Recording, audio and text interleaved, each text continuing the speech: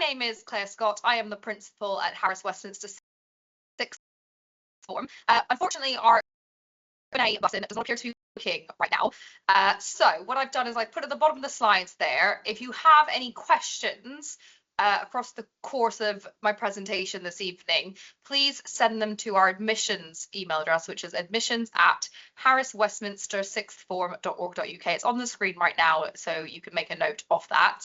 And then my vice principal is in the background going to monitor that inbox and collate the questions, and any that I haven't answered by the time we get to the end of the presentation, he will send through to me and I will answer those as the Q&A. So please make a note of that email address, admissions@harriswestminstersixthform.org.uk, and that way I'll know what your questions are by the time we get to the end.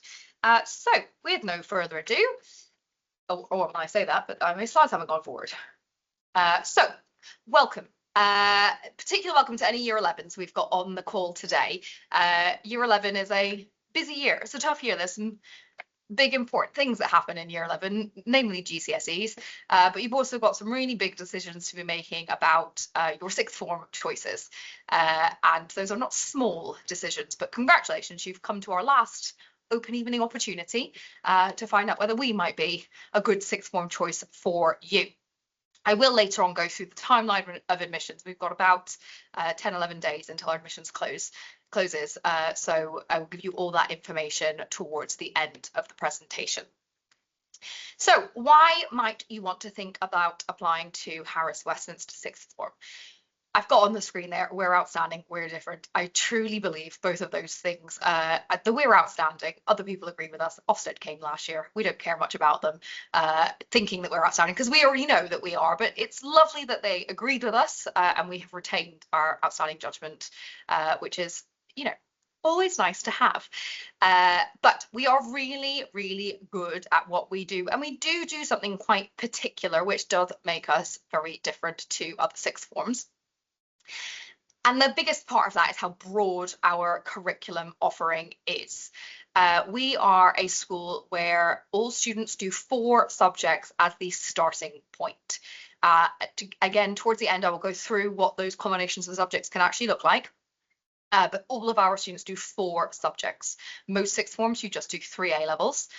We do 4 subjects, and that is, like I said, our starting point. We have a very full timetable across the week, and we have it because we have an ethos at Harris Westminster where we believe that learning is amazing, and we, you know, it's not just a catchphrase. We really do believe that learning is amazing.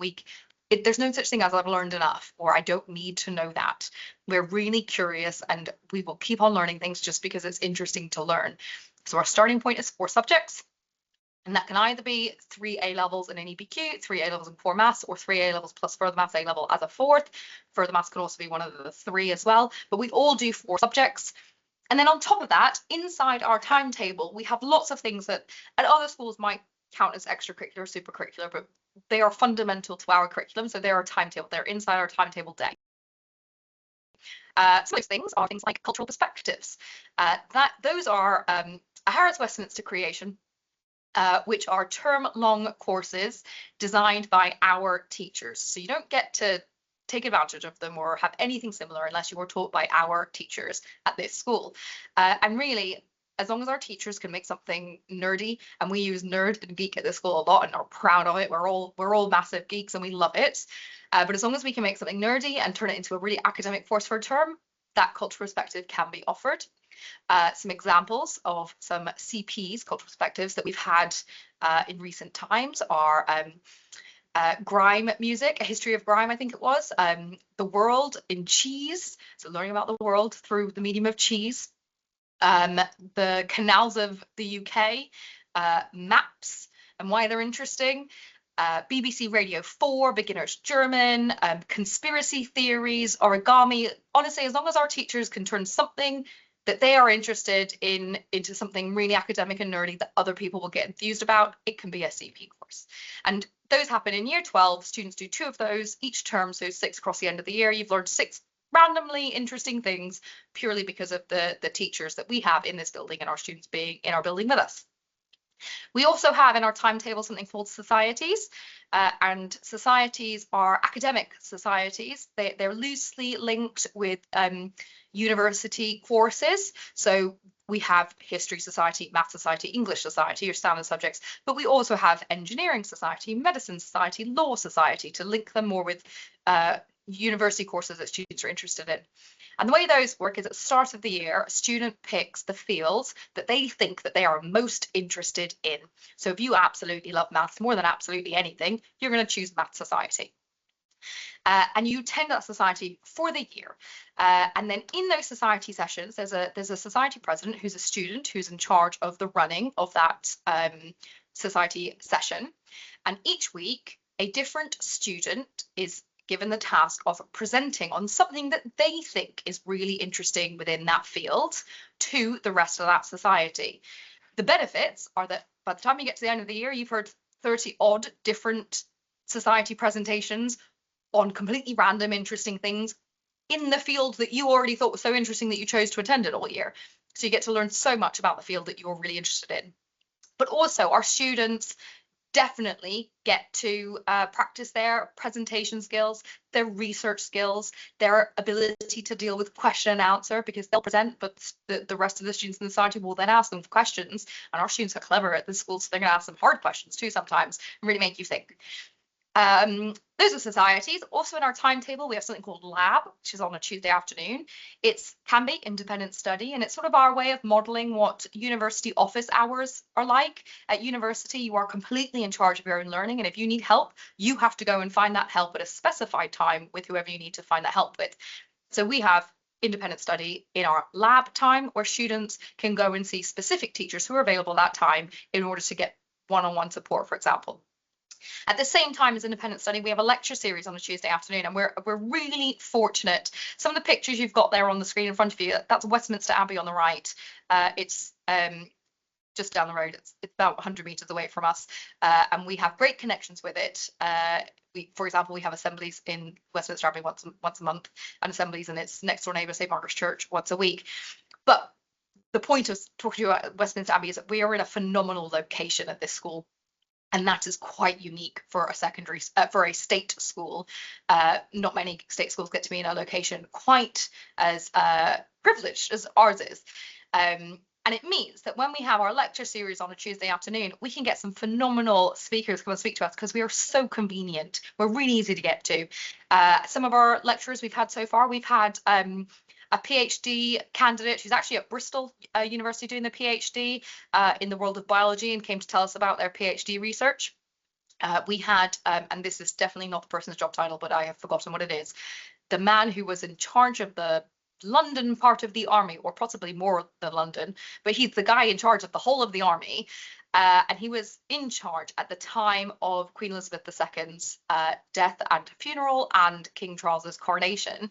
And if you remember the television scenes there, the army had a big presence and it was done to precision. And he came to talk to us about what that was actually like, especially having to plan it when you don't know when it's going to happen. And that was enormously lucky for us to have.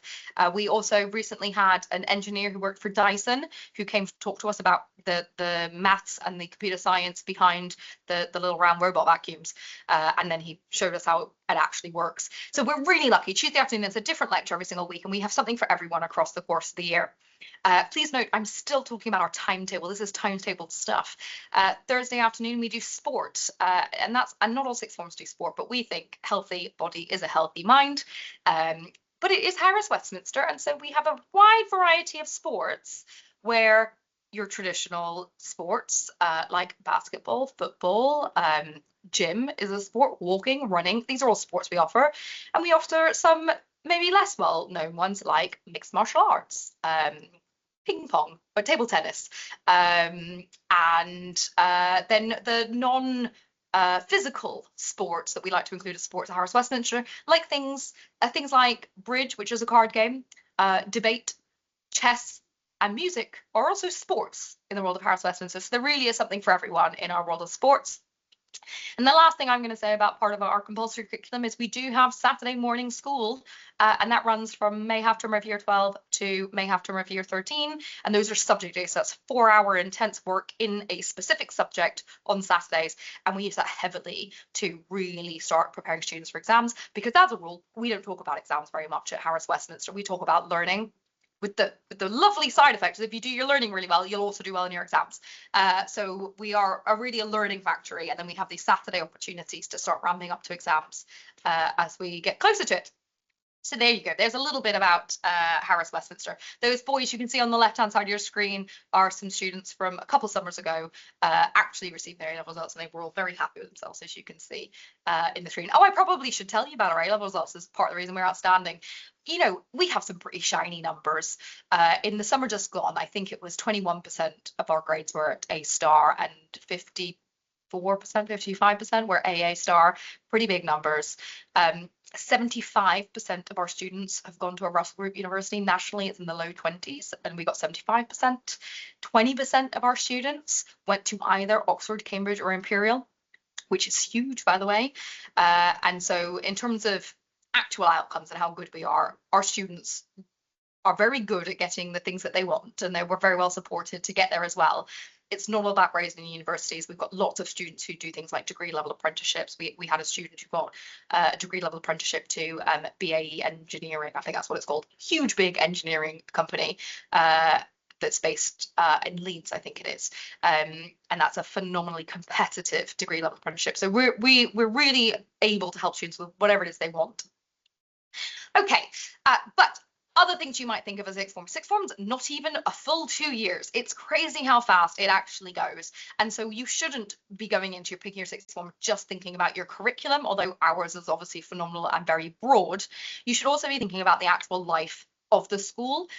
Some of the pictures you've got there, that top picture, I want to say it's Oxford, but please don't quote me on it, but I'm fairly sure that's Oxford, because a lot of our students do want to go to Oxford and Cambridge, and they don't all go there. It's usually about 13% of a year group will go to Oxford or Cambridge, but a lot of students are aspiring to get there. So we do things like make sure as many of our students as possible get to go on a trip to either Oxford and Cambridge and go and find out what it's actually like. The pictures you've got on the bottom there, the far right, that is our carol concert in St. Margaret's Church. Because we do have a big extracurricular life at the school, and that is the choir, which is an extracurricular activity, performing in front of parents and friends at our annual carol service. That middle picture at the bottom is the Lake District. It's our students on a Lake District trip. It's an annual trip we do because so many of our students have never been outside London, let alone to the lakes, and gone on a walking holiday. So we go up to the lakes for 3 days to do walking and just go and enjoy some nature. And then that far left picture is an example of a Funky Friday. We have a huge amount of opportunities for fun at this school because it is hard. Students are signing up to some hard work. They're having an intense life. So we make sure there's lots of opportunities for the fun things. And our student leadership team, which we call the Senate, run Funky Friday. So every single Friday at lunch, there's some sort of fun activity going on. That's karaoke in that picture. But we do have a huge amount of fun stuff going on across the school. We have house competitions. There's all sorts going on. And that's just a little example of all the other things that you should want from your sixth form experience. Lots of opportunities to go and experience things you might not otherwise, to go and explore the world and explore what your options are, but also lots of opportunities to make friends. Friends is of a particular importance at sixth form because they're sort of your first taste of forming a friend as an adult rather than someone you've just known your whole life.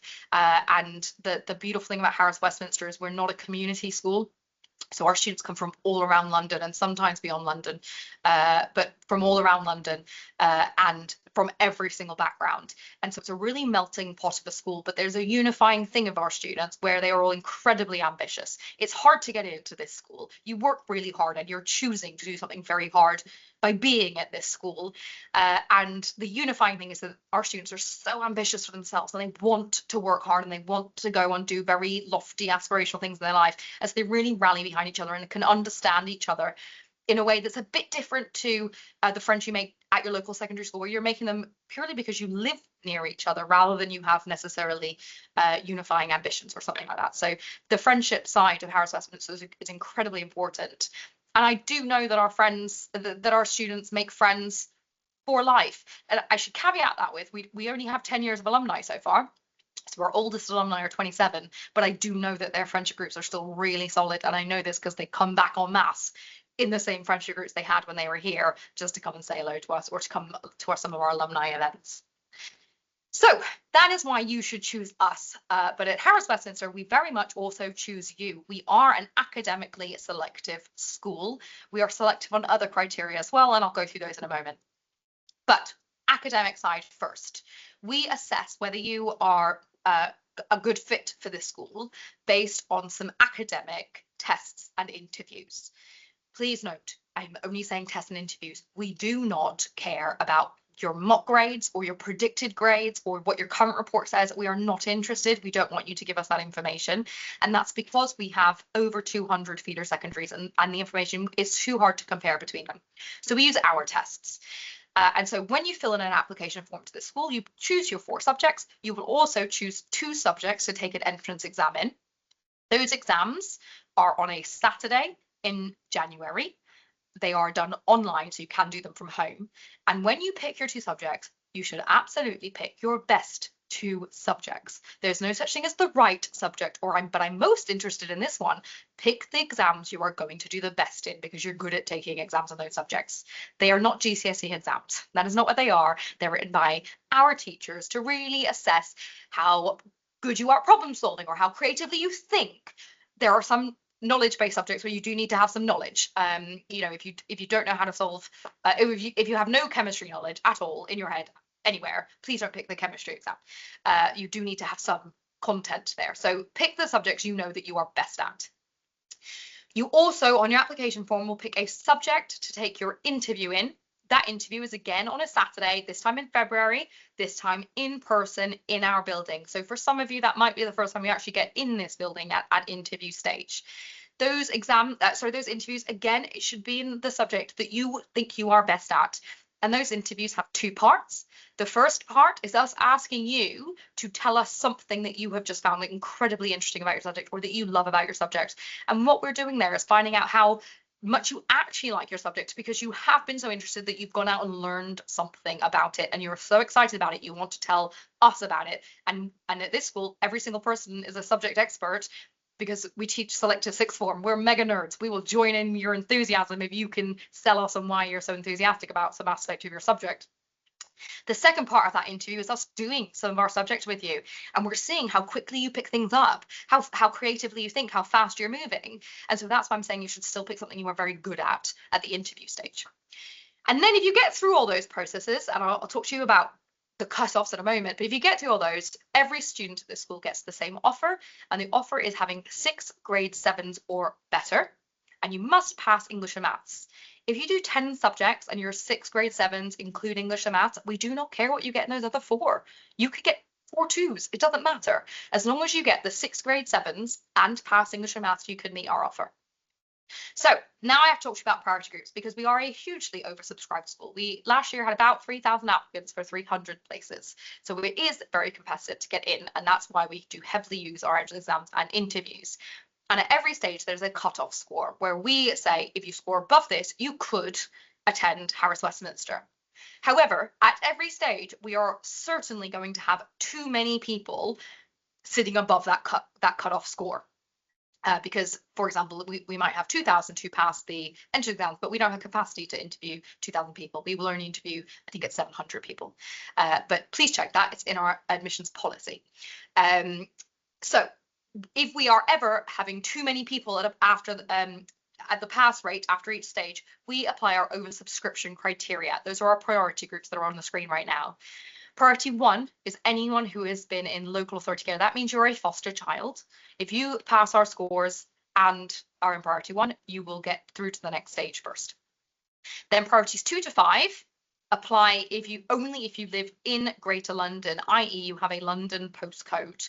And if you don't live in London at all, you're automatically in priority 6. So priority 2 to 5, the ones for students who live in London. Priority 2 is if you have had free school meals while at secondary school. So any student who has got above our pass mark at each stage and is either in receipt of free school meals or has been in receipt of free school meals while at secondary, you are priority 2. You will go through to the next stage next. Priority 3 is the students in the top 100 by score at that point in time. Priority 4 is any student who basically receives free education, so goes to a state-funded school or is at a private school but on a full or better bursary. Priority 5 is anyone else who lives in London, and like I said, priority 6 doesn't live in London. Not everyone is going to get through at each stage, even if you pass, even if you're above the passing mark at each stage. That is unfortunate. That's why we have these priority groups. You can see that who we will be inviting through to next stage first. We anticipate, although this is guesswork at the moment, who knows what happens when the applications actually close, that we will probably run out of offers around priority 4. So should you apply? Absolutely. Our application form is open. That's what our website looks like. There's an admissions tab at the top there. Click on it, and then there's a link to the online application form on the left. A plea from me: when you fill in the application form, can you please check that you filled it in correctly? And specifically, I am talking about the contact details. We will communicate with you almost entirely by email, and if you've put in a typo in your email, you won't get our communication, and that's you out of the process. So please have a check that you've actually filled in that application form correctly. But you should absolutely fill in an application form. That's the easiest part of our process, actually just filling in the form, just filling in some information about you and making some choices. That's the easiest bit. Our application deadline is, I want to say, December 5th, but what I'm going to do is ask my vice principal who's checking that to just double check that that date is, and he's going to tell me whether it's actually December 5th is our admissions deadline. We never look at late applications. We don't need to. So if you are interested in our sixth form, please make sure that you have met the December 5th deadline. Okay, I will confirm. Oh, Mr. Grant has confirmed already. It's definitely December 5th. Good. So last thing I am going to say, I think, although I've now lost the ability, there we go, is the combinations of subjects you can have. So on the screen there, you've got our subject lists. You must pick 3 subjects from the left column and then 1 from the right column. Now, there are some subjects that have a star next to them. Those subjects are actually taught at Westminster School, not at Harris Westminster Sixth Form. They teach some subjects for us. It is extra hard to get into those specific subjects. What happens is that you apply to us, you pass our standards first, and then once you know that you're able to come to Harris Westminster, we will pass on your information to Westminster School, who will then decide whether they would be interested in separately interviewing for their places at their school. And it is a higher standard, and it has nothing to do with Harris Westminster. If you have an offer to Harris Westminster and then do not get an offer from Westminster School, that's fine. You can just pick different subjects with us. You'll notice as well that further maths is on both sides. You cannot pick it twice. You must pick it only from one side, and the choice of which side it is yours. And the last thing I will say is that, oh, sorry, 2 last things. If you pick further maths, you must also pick maths. And if you pick maths, you cannot pick core maths. Those cannot be done together. So there are some restrictions on the combination of subjects that you are able to do.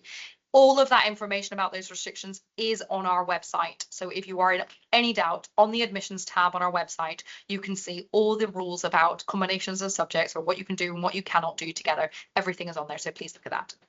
That is everything I am going to be saying to you. Mr. Grant has been looking at questions that you have been emailing through. So the first question is from Sam, asking how the admissions tests work. Are they taken remotely? Yes, they are. We have 2 platforms that we require students to use. One is exam.net, which is our online exam platform where students ask their questions. It's a lovely platform because if you ever navigate away from the page, it logs you out. So students have to stay with their page on their screen and never navigate away from it. But at the same time, we use Zoom, and so we require students to be on Zoom with their camera on and their microphone on, so that we can check there's no cheating going on in the background, you know, an older sibling talking to them or something like that. So we have both systems to facilitate the online exams. I should add that if someone does pass the online exams, they are then going to do an in-person interview.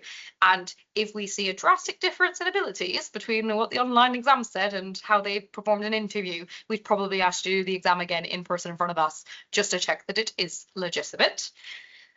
We've got a question from Kashif and Aura. Can you change subjects you put down on your application form as your entrance exam or your interview subject? Yes, absolutely. After admissions close, our admissions team will go through, and first of all, they're going to check that everybody has met our rules. We do have some rules about what entrance exams that you have to take if you want to do certain combinations of A levels. And if you haven't met the rules, we will change your exam subject. So we'll do a check first. And then what we do is we email everyone. Everybody gets an email from us, the student and the parent, whichever contact details you gave us, saying, these are your 2 exam subjects, and this is your interview subject. Please tell us if they are wrong, and then we give you a date to tell us if they are wrong at some point and what the change is. If you communicate with us after that date, too late. We're trying to administer 3,000 students taking 2 exams with an admissions team of 1 person. So we do stick tight to our deadlines there. And then obviously, because students are choosing the subjects at the start of year 11, they might change their mind across the course of the year. And actually the subjects they enroll in don't get finalised until enrolment day and the student has their GCSE results in hand. And we have our teachers in school on that enrolment day in order to make sure we're having those conversations in order to check that the subjects the students studying here are actually the best ones for them. We have a question from Ernest. For taking 4 A levels, it was required for the 4th to have to take either core maths, further maths, or EPQ. So all students do 4 subjects. That's a non-negotiable. Everyone does 4. So every student in our school does 3 from the left, 1 from the right on your screen right now. That is a non-negotiable. If your child only wants to do 3 A levels, this is not the school for them. They will never be allowed to just do 3 A levels. This is a 4-subject school. Whether it's 4 A levels or 3 A levels plus something depends on what their combination is. On the right-hand column, the only A level is further maths. So if they pick further maths from the right and 3 other subjects from the left, then they are doing 4 A levels. If they pick either core maths or extended project from the right, neither of those are A levels. They're 1-year courses. They're worth about half an A level. They're slightly different size to each of them. They are official qualifications. They will get an exam certificate that comes with them. They aren't A levels. They last 1 year instead of 2 years. And then they pick 3 A levels from that. But all students definitely do 4 at this school. We have a question from Mr. Cheddle. Can students change subjects 1 to 2 weeks after they start? We actually have, I think it's a 3-week induction window where students have to stay in the subjects they've chosen for that period of time. And we are very strict on that because a student has presumably been thinking about this for the whole of year 11, the entire summer holidays, to make sure that they have picked the right subjects for them on enrollment day. We say give it at least 3 weeks before you change your mind. When students come to us 2 days in and say, yeah, I've chosen the wrong subject, we're like, give it a chance. So we have a 3-week induction window and then there is a single day when students can change subjects at that point.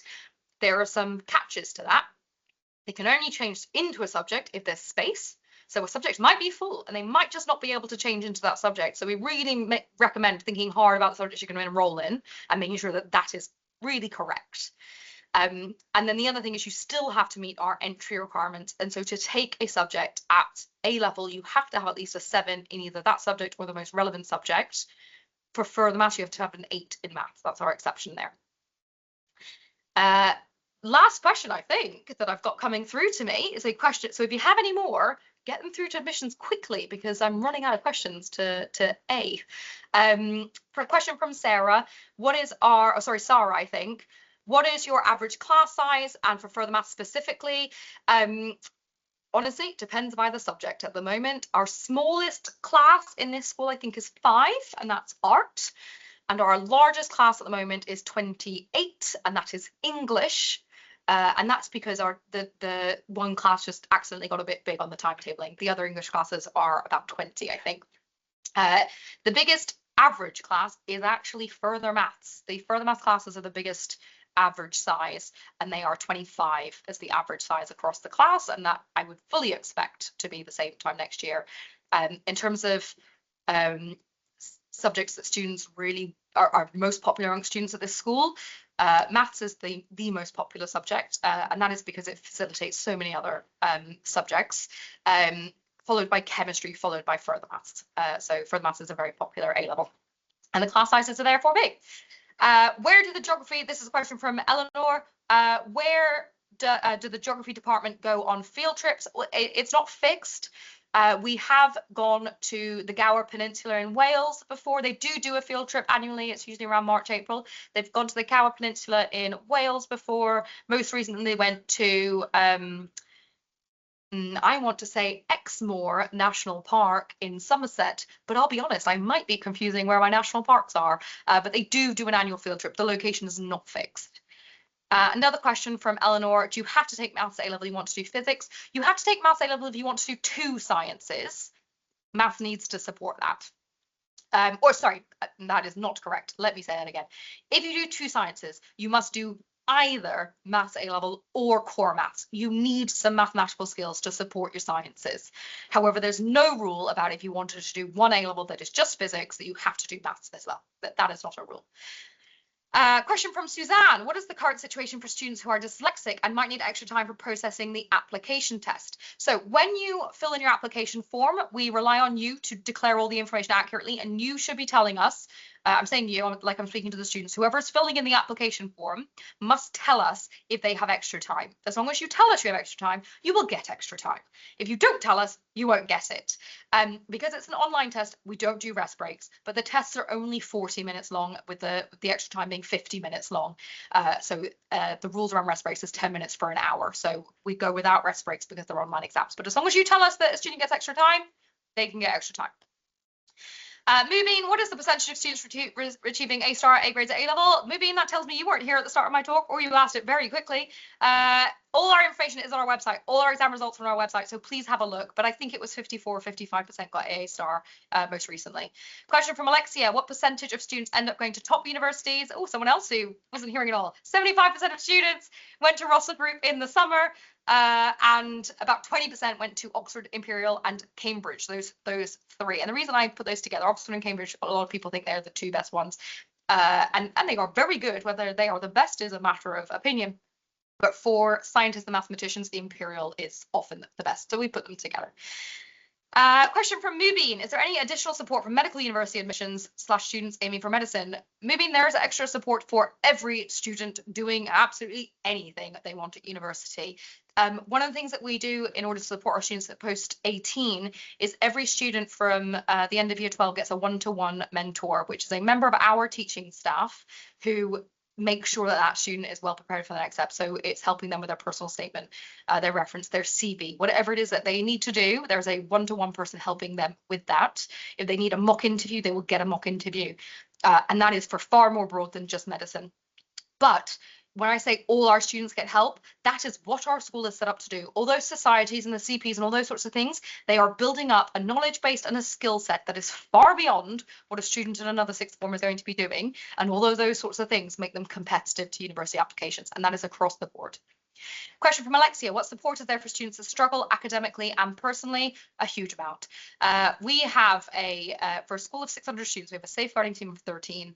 It's huge. We really look after our students, and that's for the most severe safeguarding concerns. But we also have a very clear tutor structure and house structure at the school, and that's kind of their families, and then they are here, and it's their tutor who sees them every single day and checks in on them.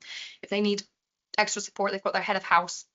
And our heads of house are all mental health first aid trained. They're all part of the safeguarding team. They're very highly skilled. And then we also have our student leadership team who are there keeping an eye out on students who maybe are, for example, struggling to make friends, and will suck them into things like Funky Friday to make sure that people have the opportunities to make friends. I didn't even tell you about our extracurricular offerings. Currently, we have about 40 extracurricular clubs. So there's loads of opportunities to sort of find your tribe at this school. Are there any opportunities for psychology work experience? Question from Alexia. Mr. Grant, you're putting in more questions all the time. I'm hoping you can hear me. Maybe one more, because otherwise we'll be here all evening, me asking individual questions. From Alexia, are there any opportunities for psychology work experience? All students are expected to do work experience in the summer between year 12 and year 13, and all students are expected to organise their own. If they need help with something, we will help, but we certainly do not have the capacity to organise 300 individual work experiences. So we expect students to do their own. So yes, they're welcome to do psychology work experience, and they are expected to hunt it down. What kind of leadership opportunities? It's a question from Arian. What kind of leadership opportunities can I expect from Harris Westminster, especially since it's a sixth form college instead of part of a school? First correction, we are not a college. This is not a sixth form college. So we do not have anywhere near the same experiences as a sixth form college with flexible start end times, etc. This is a school. We are very much a school and we operate like a school. So everyone here's for the start of the day, everyone stays all the way to the end of the day. This is a school. So any leadership opportunities you would expect to have in a school, you should expect to have at this one. We have a student leadership team called our Senate. There's a president, 2 vice presidents, there's some house captains, there's house vice captains. Every single academic society has a president and a vice president. Every single extracurricular society or club has a president and vice president. There's an enormous amount of leadership opportunities. We have sports committee, we have library committee. Honestly, our leadership opportunities are endless at this school. Another question from Arian. Many students would take the underground to get to school. What are the rules about tube strikes, severe delays, and is there some leniency? Absolutely not. You're expected to turn up. We have been doing this for years and our staff manage it, so can our students. And yes, that might take a long time sometimes. At the strikes that started this year, school carried on and our students managed it. It's a phenomenal example of resilience and ingenuity. We had students skateboarding and rollerblading to school, but they did it. And we fully expect our students to solve those problems. In the real world, you don't just get to not turn up to meetings because there's a strike on, you figure it out. And one of the things we are doing at the school is teaching our young people to be really impressive adults. So we make sure people know about it ahead of time. And then we make sure that students get themselves to school. Question from Nazida. If a student lives outside London but gets a high score in tests, will they be considered? They are priority 6 no matter what. And so it very much depends on how many students pass are above the cutoff score in the previous priority groups. If we still have spaces left, then yes, students in priority 6 can go through to the next stage. But if we give out all our interview spaces, for example, in priorities 1 to 5, then students in priority 6 will not be invited to interview. That is our admissions policy.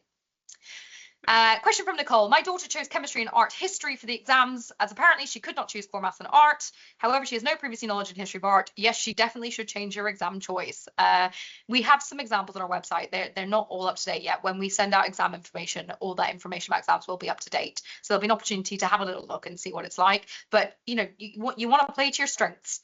So I would 100% be telling students to play to their strengths. If your child has a love of history of art and knows what it is and understands it, then go for it. But if they've never studied history of art before and don't really know what it is, maybe pick a different subject that gives them a better chance of scoring highly. Question from Fizza. What if you are a recipient of free school meals but outside London, you are still priority 6? The free school meal criteria priority 2 only applies to students who live inside Greater London. Last 2 questions. Question from Galila. What's the dress code like? We dress professionally at this school. There's some flexibility as to what that actually is, but we expect students to dress smartly. And the way we say that is your gold standard is a suit. You can't go wrong with a suit, but it's not the only way to look smart. We have some banned items. So trainers are not smart. Shorts are not smart.